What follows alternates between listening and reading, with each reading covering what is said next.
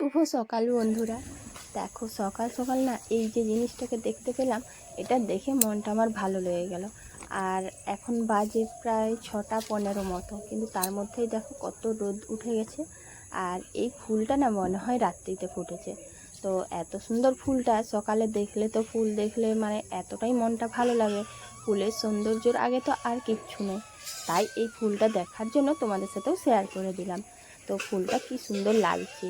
আর অনেক দিন পরেই গোলাপ ফুলও আবার ফুটলো, কিন্তু কি বলো তো, সেই একই অবস্থা, পাপড়িগুলো কিন্তু একটুও ভালো না। এই ছোলাগুলো কালকে রোদে দিয়েছিলাম, মানে বেশ কিছু ছোলা না বাড়িতে ছিল, তো বৃষ্টির জন্য না কীরকম একটু হয়ে যাচ্ছিল, মানে হয়তো পোকা লেগে যেত। তো ঠিক সময় দেখেছিলাম বলে রোদে দিয়েছিলাম, আর কাল রাত্রিতে ভিজিয়ে দেবো বলে ভুলে গেছি। তো যাই হোক, এখন অনেকটাই সকাল রয়েছে, সেই জন্য তাড়াতাড়ি করে মনে পড়তেই ফুলগুলো দেখা শেষ করে এসে করে ছোলাগুলো ভিজিয়ে দিচ্ছি। কারণ খাবার খেতে খেতে প্রায় 9টা 9:30 হবে, তো তখনকে ছোলাটা আমার সেদ্ধও হয়ে যাবে। আর অনেকক্ষণ ভিজিয়েও রাখা যাবে, তো 1-1.5 ঘন্টা তো ভেজানোর সময় আছেই। তো দেখো এই ছোলাটা না বেশ তাড়াতাড়ি সেদ্ধ হয়, আর সেই জন্যই এখন ভিজিয়ে দিলাম। আর ছোলাটা বেশ ভালো করে ধুয়েও নিয়েছি, 2-3 বার জল ফেলে দিলাম। এখন ছোলাটা কিছুক্ষণ ভিজতে দিয়ে দেবো, তারপরে সেদ্ধ করে মুড়ি খাওয়া দাওয়া হবে। আজকের বিশেষ কাজ বলতে আমার এটাই একটা গুরুত্বপূর্ণ কাজ। তো অন্যান্য দিনের মতন যে বাড়ির সমস্ত কাজকর্ম যেমন তোমাদের সাথে শেয়ার করি, তো ব্লগ বলতে তো এইগুলোই, হাউসওয়াইফদের বাড়িতে যা যা কাজ থাকে সেইগুলোই তুলে ধরা হয়, তো আমিও তুলে ধরি। কিন্তু আজকের বিশেষ কাজ এটাই। তো যাই হোক, এই খাটটা নিয়ে যে এখন রোদের মধ্যে পেতে দেব। আর জানো তো বন্ধুরা, এই যে খাটটা রয়েছে না, এটা ক্যাম্প খাট, তোমরা সবাই চেনো, অনেকের বাড়িতেও রয়েছে।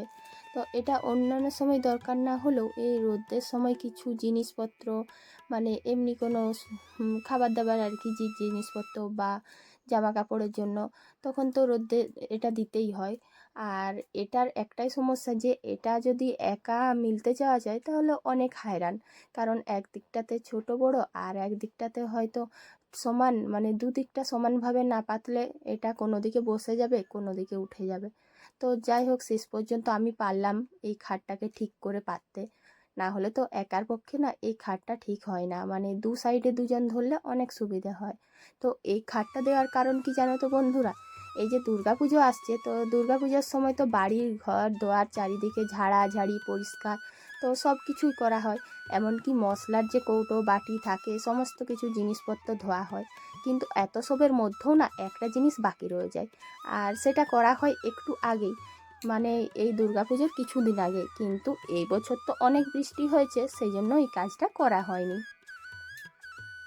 আর কাজটা কি বলতো, এই যে জামা কাপড় রোদে দেওয়া, এটা তো মানে এতটাই গুরুত্বপূর্ণ, বা আমাদের বাঙালি বাড়িতে, যে কোনো বাড়িতেই বলো না কেন, বর্ষাকালের পরে না এই কাজটা করা হয়েই থাকে।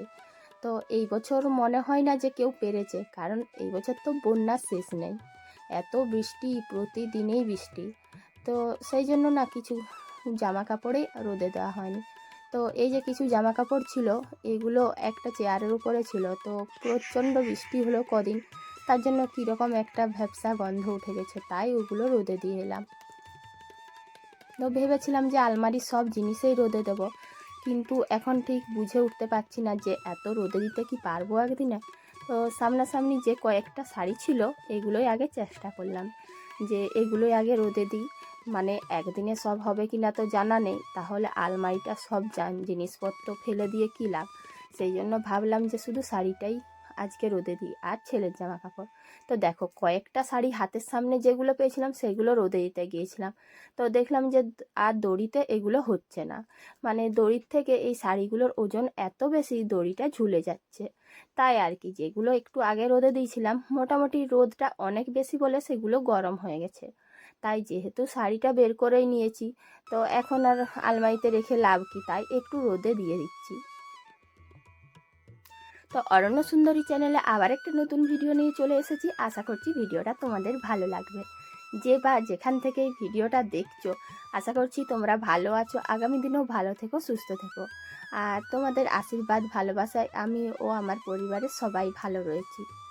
ভিডিও শুরু করার আগে বড়দের জানাই প্রণাম, ছোটদের জন্য রইল অনেক ভালোবাসা।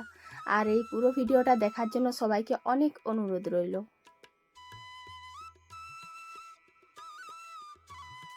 দেখো একটা একটা করে সব শাড়িগুলোই আমি রোদে দিয়ে দিলাম।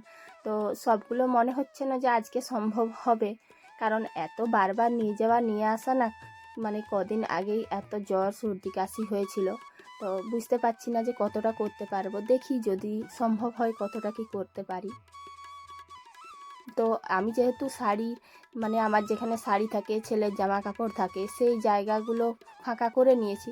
তাই ভাবলাম যে জায়গাগুলো খালি করে নিচ্ছি সেই জায়গাগুলো একটু পরিষ্কার করে নিই।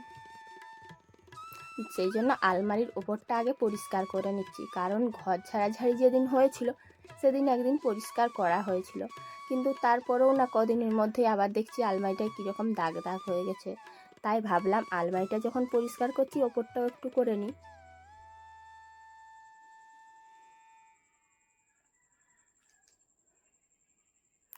এরপর আলমারিটার ওপরটা যখন হয়ে গেল, তারপর আলমারির ভেতরের যে জায়গাগুলো রয়েছে, মানে ফাঁকা জায়গাগুলো, তো সেগুলো একটু কলিং দিয়ে পরিষ্কার করে নিচ্ছি।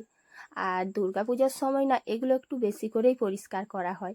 এমনিতে দেখো আলমারির সমস্ত জিনিসপত্র না অন্য সময় বের করানো হয়নি, ঘর দোয়ার ঝাড়াঝাড়ি বা অন্যান্য জায়গা পরিষ্কার করা হয় মাসে মাসে, কিন্তু আলমারির জিনিসপত্র মানে এইভাবে পুজোর সময় যেভাবে পরিষ্কার করা হয়, রোদে দেওয়া হয়, এইটা কিন্তু সারা বছর আর অন্য কোনো সময় আমি করে উঠতে পারি না।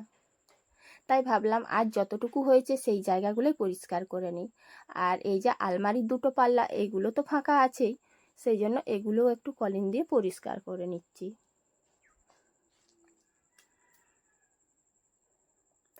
যেহেতু আলমারিতে না অনেক জিনিস থাকে, প্রায় প্রত্যেক বাড়িরই সবাই জানো বন্ধুরা, যে যাদের বাড়িতে অন্তত বাচ্চা থাকে পুরো আলমারিটা না একেবারে ভর্তি হয়ে যায়। আর আমার ক্ষেত্রেও তাই হয়েছে, মানে আমাদের জামা কাপড় রাখার না একটুও জায়গা মিলছে না। তো যে জায়গাগুলো ফাঁকা করতে পেরেছি সেই জায়গাটাই একটু পরিষ্কার করে নিচ্ছি। আর সবগুলো তো একদিনে রোদে দেওয়া সম্ভব না, কারণ আলমারিতে এত জিনিস কত রোদে দেবো, কত আনবো, সারা দিনেই চলে যাবে।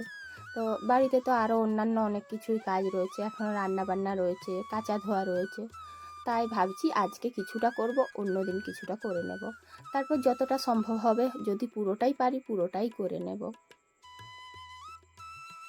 তো দেখো আলমারির একটা সাইডে কিছুটা করেছি, তারপর আর একটা সাইডে কলিং দিয়ে মুছে নিচ্ছি, কারণ এই যতক্ষণ রোদে জামা কাপড়গুলো শুকনো হবে ততক্ষণে এই জায়গাগুলো ভেজা ভাবটা চলে যাবে। আর কি, আলমারিতে ওই যে সারা বছর জামা কাপড় থাকে না, একটা গন্ধ ভাব থাকে, তারপরে পোকামাকড়, মাকড়সা, ছোট ছোট কিছু থাকতেই পারে আলমারির মধ্যে। তো যাই হোক, পরিষ্কার করে নিলে সেগুলোও আর থাকলো না। আর বাইরে যে জামা কাপড় দিয়েছিলাম, সেই মানে মিলেছিলাম, সেইগুলো এখন গুছিয়ে নিলাম। আর আজ আমাদের বাড়িতে হবে মাংস।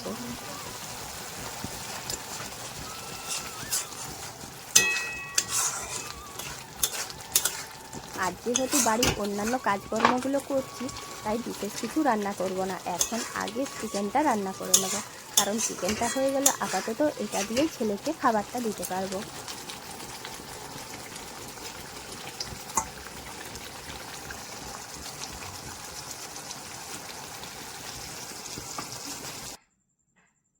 তো মশলাটাও ভালো করে কষিয়ে নিয়েছি, এরপর চিকেনটা দিয়ে দিলাম। তো চিকেনটা রান্না করার পরে কিছু একটা ভাজাভাজি করে নেব। তো ভাবছি যে আর চিকেন আর একটু কিছু ভাজা দিয়ে খাওয়া দাওয়াটা করে নেব, আর বিশেষ কিছু করতে গেলে ওই কাজকর্মগুলো হবে না। আর চিকেনটা রান্নার পরে যে যে জিনিসগুলো ছিল, একটু বেশি জিনিসপত্র যেগুলো আর দরকার নেই, সেগুলো এক জায়গায় জমা করে বাইরে দিয়ে দেবো, কারণ এগুলো আগে থেকে কিছু ধুয়ে নিতে হবে, রান্নার পর অনেক বাসন হয়ে যাবে খাওয়া দাওয়ার পরে। আর সেই জন্য রান্নার পরে না কিছু কিছু বাসন থাকলে সেগুলো আমি ধুয়ে নিই। তো যে বা যারা আমার এই চ্যানেলটাতে প্রথম এসেছো, প্রথম এই ভিডিওটা দেখছো, তো তাদের সবাইকে বলি, আমার চ্যানেলটা যদি তোমাদের ভালো লাগে, আমার ভিডিও ভালো লাগে, তাহলে অবশ্যই একটা লাইক কমেন্ট সাবস্ক্রাইব করে পাশে থাকবে। আর দেখো বিকেলবেলায় না প্রচণ্ড বৃষ্টি শুরু হয়ে গেছে, মানে হঠাৎ করে এরকম বৃষ্টি শুরু হবে একটুও ভাবা যায়নি। আর চারিপাশটা না তখনই মধ্যে বৃষ্টিতে পরিপূর্ণ হয়ে গেল, আর সঙ্গে ছিল না প্রচুর বাজ বিদ্যুৎ। আর বিদ্যুৎ বাজকে আমি খুব ভয় পাই, সেই জন্য আর গেলাম না বাইরে। আর তোমাদেরকে দেখাচ্ছি, দেখো ভিউটা, মানে এতটাই বৃষ্টি হচ্ছে, ওই দিকটা পুরো সাদা হয়ে গিয়েছে।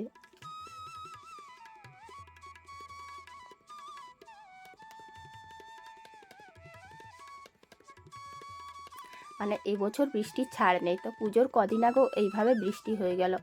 তাই বলছি সবাই ভালো থেকো, সুস্থ থেকো, আর খুব সাবধানে থেকো।